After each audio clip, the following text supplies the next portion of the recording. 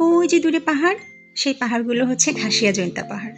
খাসিয়া জৈন্তা রাজার অধীনে যখন ছিল তখন এটা ছিল নির্জন একটা বনভূমি, কিন্তু আজকাল একদম লোকে লোকারণ্য, একটা বিশাল পর্যটন কেন্দ্র, যেটা কিনা সিলেট শহর থেকে ৬২ কিলোমিটার দূরে অবস্থিত, সীমান্তবর্তী এলাকায়। দেখেছেন কত মানুষ? আমি কিন্তু এটা দেখার জন্য মোটেও প্রস্তুত ছিলাম না, এত ভিড়, ঠিক যেন মেলা বসেছে। তো প্রচণ্ড রোদ মাথায় নিয়ে আমরা চলে এসেছি জাফলংয়ে।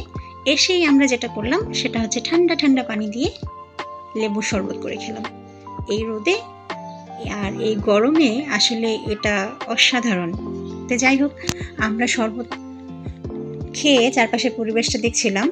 এটা আসলে ভারতের মেঘালয় প্রদেশের সীমান্ত এবং বাংলাদেশের সিলেটের সীমান্ত, দুইটাই এক হয়ে একটা অপূর্ব সুন্দর দৃশ্য তৈরি করেছে, দৃশ্যপট, যেটা দেখার জন্য আসলে সারা দেশ থেকে মানুষ ছুটে আসে। সেখানে নদী এবং ঝুলন্ত ব্রিজের একটা খুব সুন্দর কি বলবো মেলবন্ধন আছে, যেটা প্রকৃতি আরো সুন্দরভাবে পাহাড় টাহাড় গাছপালা দিয়ে ফুটিয়ে তুলেছে। অসাধারণ একটা দৃশ্য, যেটা সবসময় আমি পোস্টারে দেখে এসেছি। এটাই হচ্ছে ডাউকি ব্রিজ, ডাউকি ঝুলন্ত ব্রিজ। বাংলাদেশের এই পারে সিলেট এবং ওই পারে হচ্ছে সেই ডাউকি নদীর পাদদেশে এই আপনার ব্রিজটা অবস্থিত। তো যাই হোক, আমরা এক চাচা ভদ্রলোকের জোড়াজুড়িতে এবং আন্তরিকতায় তার নৌকায় করে, মানে ট্রলারে করে আমরা হচ্ছে আমাদের ভ্রমণ শুরু করলাম। তিনি আমাদেরকে বলেছেন যে আমরা একটা নদী ক্রস করে তারপর আরেকটা নদী ক্রস করব। এই হচ্ছে দ্বিতীয় নাম্বার নদী। প্রথম নদী ক্রস করে এসে আমরা দেখি যে কি সুন্দর পাথুরে নদী একটা।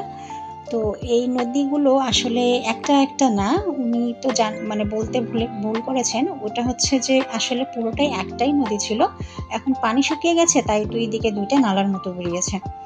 তো যখন পানি বর্ষাকালে টইটম্বর হয় তখন হয়তো আরো অনেক বেশি সুন্দর লাগে দেখতে। তো আমরা এই পাথুরে অঞ্চলটাতে হেঁটে হেঁটে নদী ক্রস করে অবশেষে উপরে উঠে একটা ভিউ আমি দেখতে পেলাম, যেটা আসলে অনেক সুন্দর।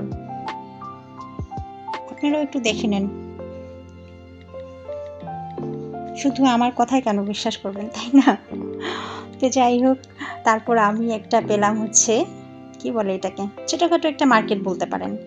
এখানে ভারতীয় পণ্য একটু অল্প দামে টামে পাওয়া যায়।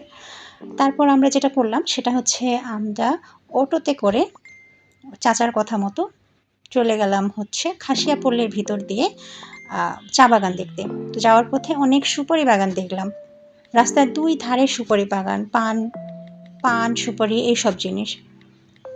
এগুলো দেখতে দেখতে আমাদের পথ শেষ হয়ে এলো এবং আমরা এসে পৌঁছালাম একদম সমতল ভূমির সবচেয়ে বড় চা বাগানটায়। নামটা এই মুহূর্তে আমার মনে পড়ছে না, তবে জায়গাটা অনেক সুন্দর। এটা পাহাড় না, সমতল ভূমির চা বাগান। তো খুব সুন্দর একটা পরিবেশ, সুন্দর একটা দৃশ্য। এখানে এসে একটু মনটা তরতাজা হয়ে গেল। এসেই আমরা ছবি টবি তুললাম, রেখে দিতে হবে না স্মৃতি হিসেবে। তো আমরা চা বাগানে যে যার মতো করে ছবি তুললাম। ছবি টবি তুলে সেখানে এক মামা খুব সুন্দর করে ঝালমুড়ি মাখাচ্ছিলেন। তো আমাদের ঝালমুড়ি দেখে একটু খেতে ইচ্ছে করেছিল। তো আমরা তখন কি করলাম, ঝালমুড়ি খেলাম। আর চা বাগানে এসেছি, সেখানে আবার চা না খেয়ে যাওয়া যায় নাকি? তো ঝালমুড়ি আর এই সুন্দর সুন্দর বড়ই খাওয়ার পর আমরা বেশ কয়েক ফ্লেভারের চা খেলাম। তার মধ্যে যেটা মাল্টা ফ্লেভার, সেই ফ্লেভারটাই সবাই পছন্দ করলো। তো যাই হোক, খুব সুন্দর চাটা খেয়ে আমরা আবার রওনা দিলাম এবং পথে আমরা পেলাম খাসিয়াপল্লির জমিদার বাড়ি। তো খাসিয়াপল্লির জমিদার বাড়ির বাইরে আমরা ছবি টবি তুললাম। তারপরে হচ্ছে পান তুলছিল লোকজন, সেটাও আমরা দেখলাম।